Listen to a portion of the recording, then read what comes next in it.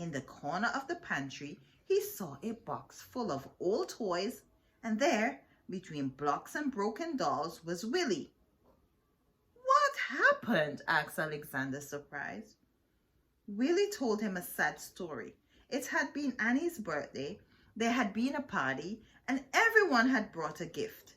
The next day, Willie sighed. "Many of the old toys were dumped in this box. We will all be thrown away." Alexander was almost in tears. Poor Willie, he thought. But then suddenly something caught his eyes. Could it really be? Yes, it was! It was a little purple pebble. All excited, he ran to the garden, the precious pebble tight in his arms. There was a full moon.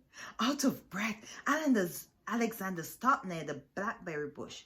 "Lizard, lizard in the bush," he called quickly. The leaf rustled, and there stood the lizard. "The moon is round, the pebble is found. Who or what do you wish to be?" said the lizard. "I want to be..." Alexander stopped. Then suddenly he said, "Lizard, lizard, could you change Willie into a mouse like me?" The lizard blinked. There was a blinding light, and then all was quiet. The purple pebble was gone. Where is it?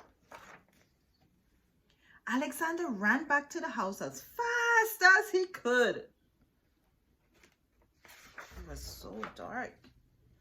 The box was there, but alas, it was empty.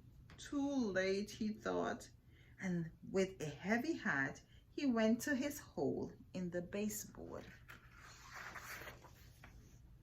Something squeaked. Squeak, squeak. Cautiously, Alexander moved closer to the hole. There was a mouse inside. Who could that be? "Who are you?" said Alexander, a little frightened. "My name is Willie," said the mouse. "Willie!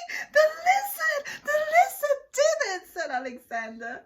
He hugged Willie, and then they ran to the garden path, and there they danced until dawn. The end.